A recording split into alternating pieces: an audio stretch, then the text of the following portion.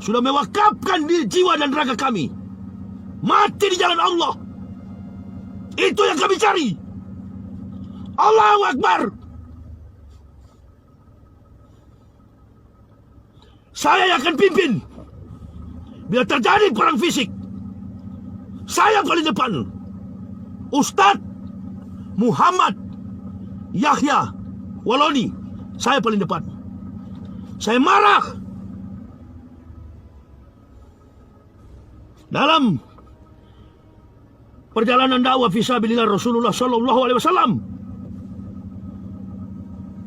Beliau didampingi 4 sahabat yang mempunyai karakter yang berbeda-beda. Karakter yang tidak sama. Abu Bakar tidak sama dengan Umar bin Khattab. Utsman tidak sama dengan Ali. Allah takdirkan saya mengenakan juga jubah Umar bin Khattab. Assalamualaikum warahmatullahi wabarakatuh. Saya tidak menyoal Ustadz ini dari kelompok mana, sudah lama atau baru belajar Islam, pro atau anti NKRI dan sebagainya. Saya hanya ingin berbagi sedikit pengetahuan saja, sehingga kalau ada dari saya, sahabat atau yang sepaham dengan saya tiba-tiba melakukan kesalahan, ya giliran Anda boleh mengingatkan. Tidak harus saya yang mengingatkan. Sebab saling nasihat menasehati itu bagian dari amar ma'ruf nahi munkar. Dan hukumnya adalah fardu kifayah. Tidak semua individu wajib menasehatinya. Ustadz ini mengajak perang, tapi atas dasar amarah. Ini pernah ditanyakan oleh seorang sahabat. Qala ja'a rajulun ila Nabi sallallahu alaihi wasallam. Faqala ya Rasulullah, mal qitalu fi sabilillah. Fa inna ahadana yuqatilu ghadbana wa yuqatilu hamiyah. Abu Musa berkata bahwa ada seorang laki-laki yang datang menemui Rasulullah Shallallahu Alaihi Wasallam dan bertanya kepadanya, wahai Rasulullah, apa yang dimaksud dengan perang di jalan Allah? Sebab ada di antara kami yang berperang karena marah dan ingin melindungi keluarga. Faqala man qatala litakuna kalimatullahi hiyal uliya fahuwa fi sabilillahi azza wa jalla. Nabi menjelaskan pertanyaan laki-laki tersebut. Orang yang perang untuk menjadikan agama Allah yang paling tinggi, maka dialah sesungguhnya yang sedang berperang di jalan Allah. Hadis riwayat Bukhari. Ada lagi ajakan mati di jalan Allah.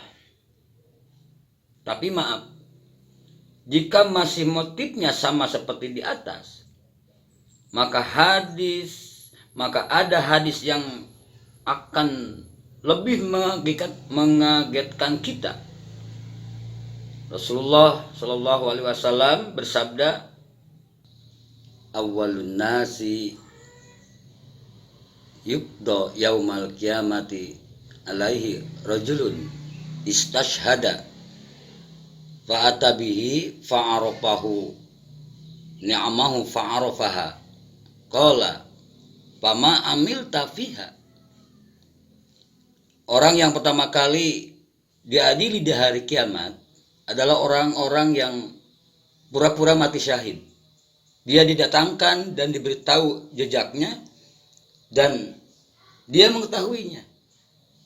Kemudian Allah bertanya, apa yang telah engkau perbuat untuk itu? Kemudian orang itu menjawab, qala qataltu fika hatta tashhadtu. Qala kadzabta walakinnaka qataltal li ayyuqala jariun. Orang itu menjawab, ya Allah, Aku berperang di jalanmu hingga aku mati syahid. Allah berfirman, bohong. Kamu bohong. Kamu berperang cuma hanya ingin dikatakan sebagai seorang pemberani. Hadis riwayat Muslim. Dari hadis qudsi ini, kita perlu berhati-hati dalam menata niat. Boleh jadi niatan kita perang di jalan Allah, tetapi Allah menilai salah. Hanya Allah yang maha tahu. Hanya Allah yang maha tahu tentang apa yang menjadi niat kita dalam berjihad.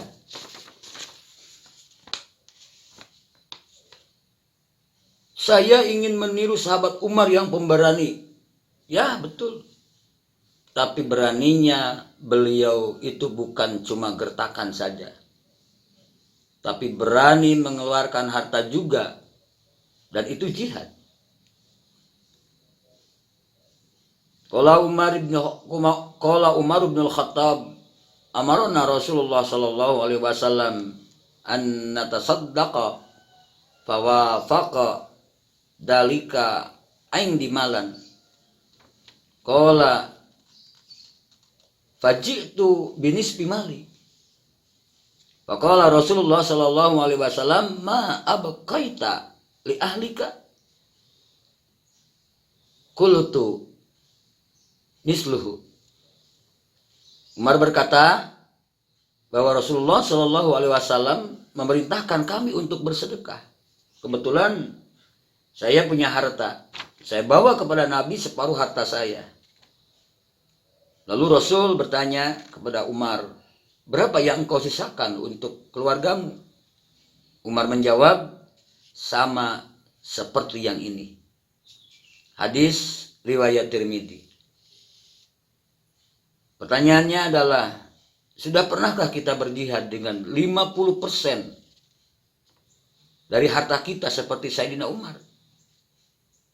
Jangan-jangan kita hanya cuma berani slogan mati, tapi takut miskin.